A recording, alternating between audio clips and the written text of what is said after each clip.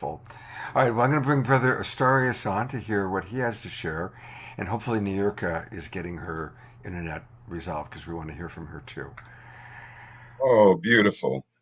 First of all, I want to do my acknowledgments and acknowledging you, Brother Scott. We go back many, many, many years, and I'm in deep celebration of your contribution to the expansion of life and also as a brother, because it's the women that are predominantly doing the spiritual work relative to the numbers. Mm-hmm. So when I see a man doing the spiritual work and yielding to, the guidance of Goddess within, because she guides, because she teaches us to be Mm-hmm. receptive. So I love you, brother, and I celebrate you for that.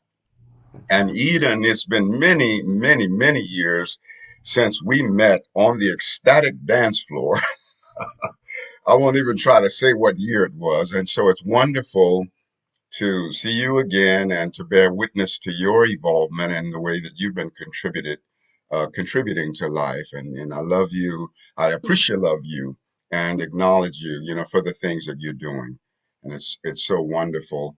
And also Nerica, it's been a lot of years there, and we've had some profound moments of exchange. So I just wanted to take a moment and just acknowledge everybody. And then when it comes to the difficulties to move through. First of all, today is a very special day for me because 49 years ago, on the 23rd of January, I entered onto my spiritual path consciously and with deliberate intention.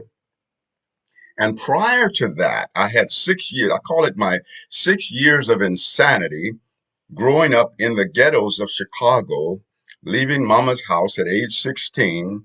All my role models were pimps and hoes and gangsters and thieves and con men, con women, and drug salesmen. And I was a part of that treachery for 6 years. So I had to find my way out of that treachery. And it was on January the 23rd of 1973, that I was able to see my way out of that. Now, one of the things that really helps me a lot when it comes to the shadows that I experience in life is not judging my shadows, not being treacherous with my treachery, and not being treacherous with the treachery of others. Sometimes we don't realize the way in which we're actually perpetuating treachery by being so judgmental of it. So when I look at pain, and despair, I recognize that pain is an angel in distress. Fear is an angel in distress. Worry, an angel in distress. Why? Because if we pierce to the central core of that fear, of that pain, of that anger, we find nothing but pure light. Just like in the eye of the storm, we find pure calm. See, in the tornado or the hurricane, and all of that turbulent, violent wind, we go to the center, the eye of the storm, and it's just pristine calm.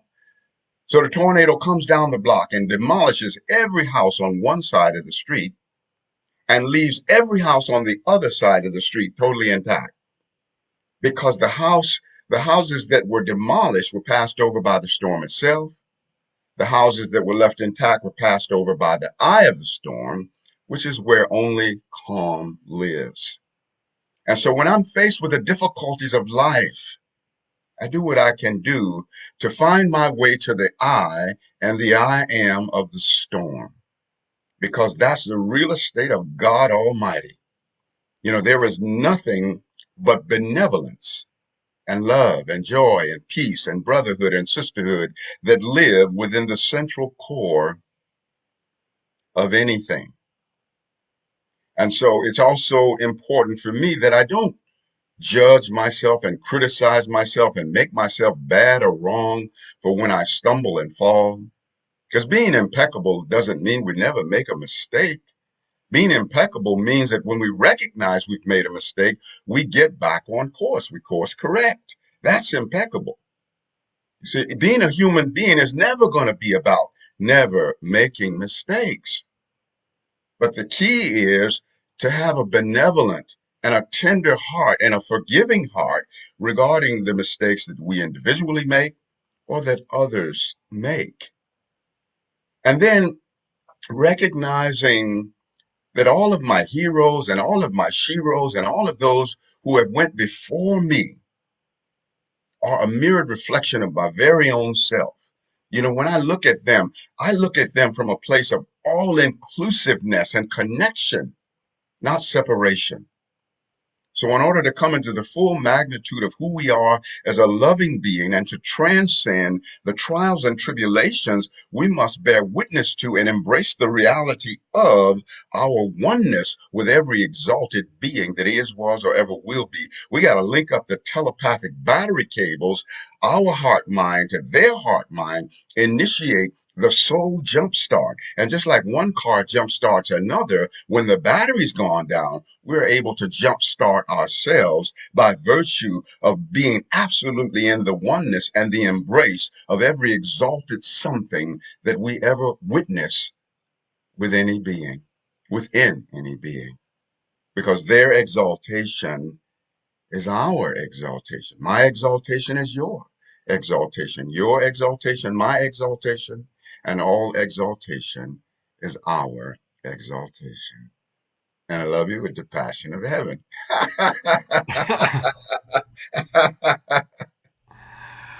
Oh, beautiful. Absolutely beautiful. Thank you. I feel jump started. Yeah, mama. Well, and Astarias, you've got just that great voice. It's like listening to you, it's like God is talking, you know. You have such a and that, you know, just like Eden's outer beauty is such a reflection of her inner beauty. Likewise, your voice, the resonance and the wisdom of your voice is from those 43 years of the path that you've been on. And I love that 49. 49 you said, oh my Lord.